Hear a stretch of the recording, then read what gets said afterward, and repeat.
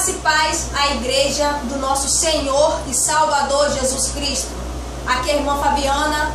Neste vídeo vou estar trazendo o jejum, o estudo, o entendimento sobre o que é jejum ou o genuíno jejum.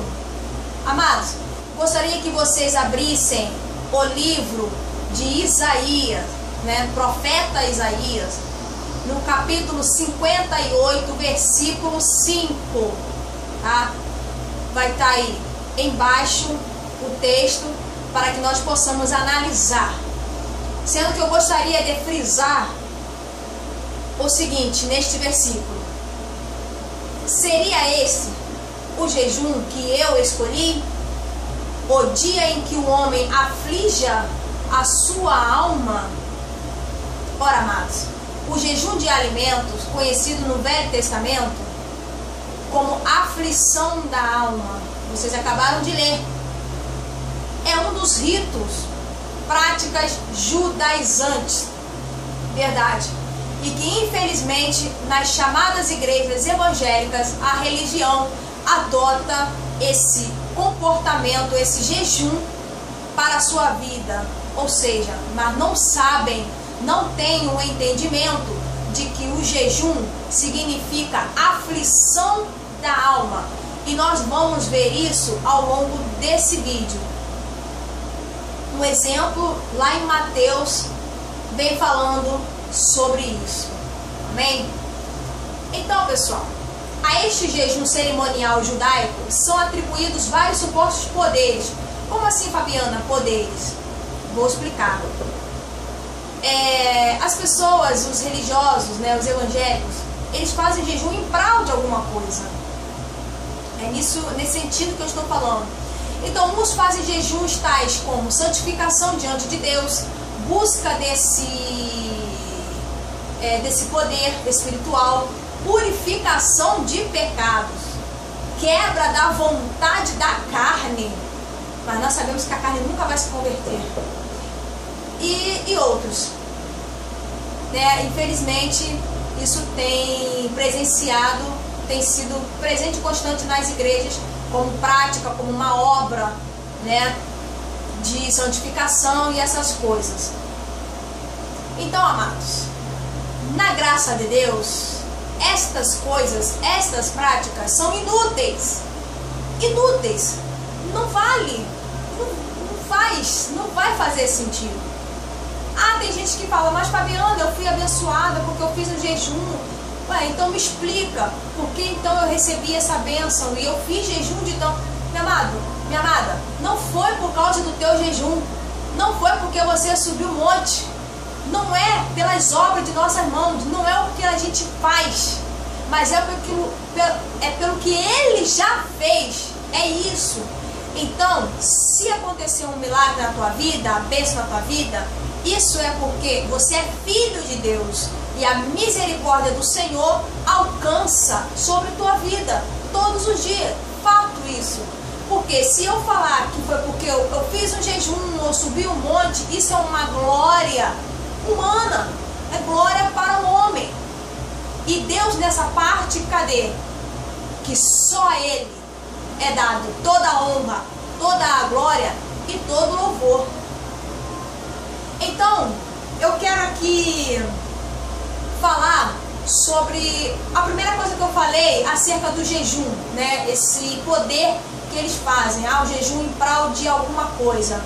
Amados, não precisamos, na graça de Deus, não precisamos jejuar para a santificação diante de Deus, pois Ele mesmo já nos santificou.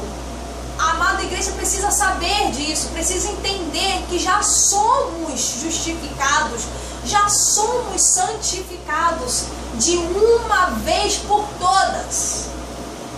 A passagem em que se refere sobre esta santificação está escrito em Hebreus, capítulo 10, versículo 10, que diz: é nessa vontade, não pelo jejum, é nessa vontade que somos santificados pela oferta do corpo de Cristo, feita uma vez para sempre. Está escrito para sempre, uma vez. Não é toda semana de jejum ou de alguma campanha. Não, a oferta de Jesus Cristo na cruz do Calvário. Foi por esta oferta que Ele me santifica. Isso é uma obra de Deus, espiritual, vindo da parte de Deus, o maior, o soberano, e não vem de homem, de uma prática humana, mero humano. Não. Amado,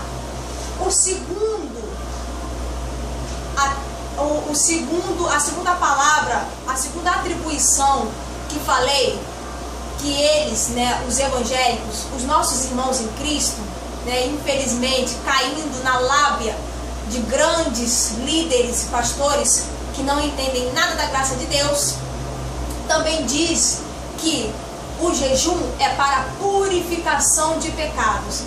Vamos ver se o jejum purifica o pecado ou se é o sangue de Jesus que purifica o pecado.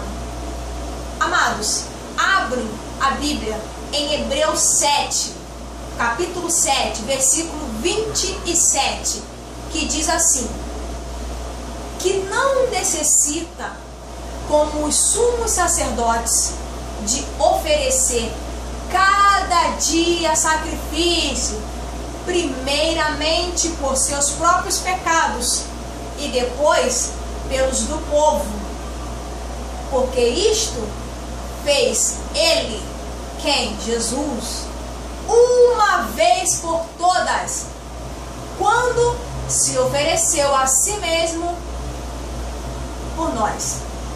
Amados, está bem claro que não é por obra de nossas mãos, não é um jejum que vai me purificar de pecados.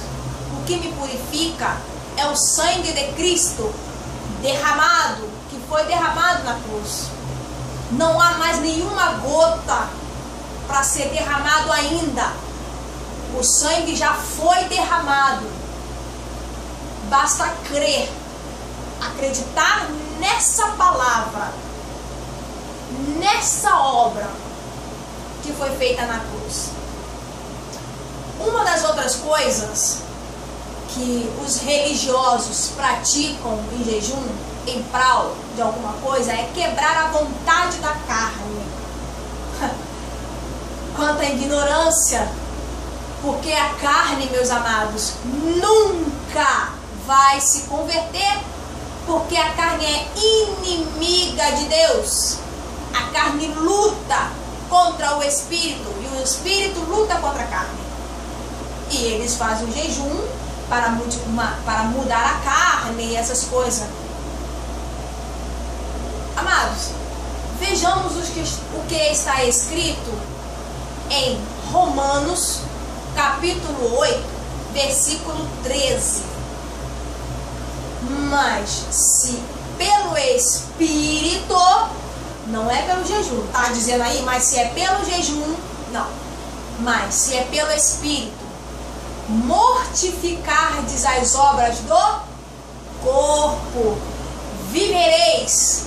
E os que são de Cristo Jesus já crucificaram a carne com as suas paixões e concupiscências. Em Gálatas 5:24 também vem falando sobre essa mortificação da carne através da obra do corpo de Cristo. Amados, apenas com estes pequenos exemplos podemos constatar a ineficácia, né, da prática do jejum, queridos, de alimentos, e grande perda de tempo que significa este ritual da lei na vida do povo de Deus. Jejum é um ritual da lei, jejum é da lei. Quem fazia isso eram os judeus, povo judeu. Quem quisesse participar de tais práticas era necessário circuncidar. Ora, nós já aprendemos aqui no grupo que a lei foi dada para o povo de Israel e não aos gentios. Os de fora não podiam participar, não tinham essa aliança. Não tinham. E se quisessem fazer parte da aliança, era necessário circuncidar. É tão difícil de entender a palavra de Deus, é tão difícil de entender a Bíblia? Não é não. Amados, além dos ensinos de Paulo, que vimos anteriormente no texto, o próprio Jesus mesmo, é isso aí, o próprio Jesus, vivendo debaixo da lei, descartou a prática do jejum para aqueles que o têm consigo. Jesus deixou claro. Vamos ler em Marcos 2:19. Enquanto o noivo, isto é, o próprio Jesus, que diz, estiver presente, não podem jejuar. E lá em Mateus, falando acerca do jejum, diz que quem jejuava eram os fariseus e os discípulos de João. Amados, você é fariseu? Primeiro ponto, não. Queridos, vocês são discípulos de João? Segundo ponto, não. Eles chegaram até Jesus e falaram, ora, por que os teus discípulos não jejuam? Jesus de Nazaré responde a eles, ora, pode por acaso o noivo, estando presente, os convidados jejuarem? Sabe por quê? Porque nós vemos em Isaías capítulo 58, versículo 5, que jejum, uma aflição da alma. Amados, eu quando vou casar com alguém, eu vou fazer jejum porque eu estou aflita de alma, porque eu vou casar com a pessoa. Não, ao contrário, eu estou feliz porque eu vou casar, eu vou comer, eu vou beber, entendeu? Enfim, porque eu estou alegre. Era isso, se referia a isso. Jesus estava presente entre eles. Jamais, não poderiam jejuar, porque o noivo estava presente. E logo mais embaixo, diz que haveria um tempo que o noivo seria tirado. E nesse tempo, então, jejuareis. Então é nessa parte que as igrejas erram. Pegam esse versículo e falam, aqui ó, haverá um tempo que será tirado, então jejuareis. Pois bem, Jesus foi tirado? Foi. Por quanto tempo? 3 dias. Nestes 3 dias, eles deveriam ter jejuado, porque era uma aflição da alma, tristeza, luto. Mas aquele que é poderoso, aquele que é santo, aquele que é digno de toda a honra, toda a glória e todo o louvor, ressuscitou, está vivo entre nós, habita em mim, habita dentro de você. O noivo está presente entre nós, entre a igreja. Eu pergunto, amada igreja, pode continuar ainda jejuando, estando o noivo presente? O que então os líderes religiosos fazem, meu Deus? Estão anulando o sacrifício de Cristo na cruz, levando as ovelhas para o caminho da perdição. Estão em adultério espiritual. Isso, te garanto, na palavra, que estão vivendo um adultério espiritual. Amados, e logo me mostra uma passagem dizendo que quando entrares no teu quarto, jejues, deve jejuar. Amados, a mensagem para os judeus, o reino de Deus era pregado para os judeus, não havia mensagem para os gentios. A mensagem para os gentios chegou depois da cruz com o apóstolo Paulo, o verdadeiro e definitivo evangelho. Então, não podemos mais jejuar. Na graça de Deus, essa prática de jejum não se pode mais ser praticado nas igrejas evangélicas. Ou nós cristãos não podemos mais fazer essa prática, porque se fizermos, estaremos aflitos, estamos demonstrando uma aflição da alma. E você está aflito? Não, ao contrário, estamos felizes, estamos contentes, porque o noivo está presente. Amém? Amados, enquanto noivo, esse noivo que a Bíblia fala é Jesus, certo? Está presente, não podemos jejuar. Isso é fato, já foi explicado, né, aqui no vídeo. Se o jejum de alimento não é o legítimo neste novo pacto, qual seria o verdadeiro jejum que devemos praticar então, Fabiana? Que Deus recebe desde a época da lei? Evidentemente, é aquele que vemos, né, que relatamos no contexto, no versículo da abertura, que é Isaías 58, versículo 5. Acaso não é este jejum que escolhi, e soltes as ligaduras da impiedade, que desfaças as ataduras do jugo, e que deixeis ir livres os oprimidos, e despedaceis todo o jugo?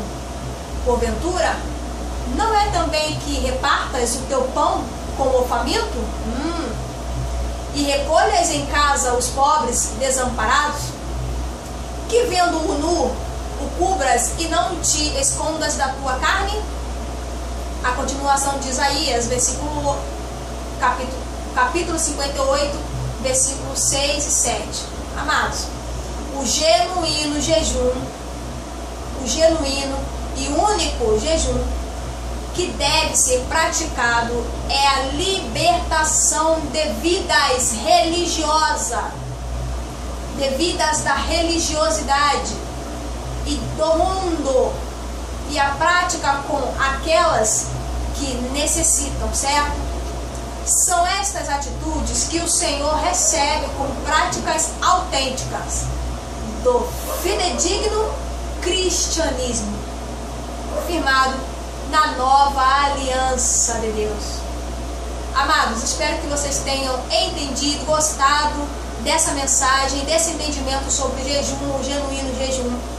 Nós, os cristãos, no novo pacto, Novo Testamento, na graça de Deus, não jejuamos. Por quê? Porque o noivo se faz presente entre nós. Se você ainda jejua, é porque o noivo não está vivo em você, não está presente na tua vida. Então, pare agora com essa prática de aflição de alma. Receba a vida, receba a ressurreição na tua vida. Receba Jesus Cristo ressuscitado, o noivo vivo, autêntico, presente, e ande em novidade de vida. Amados, um abraço, graça e paz a todos.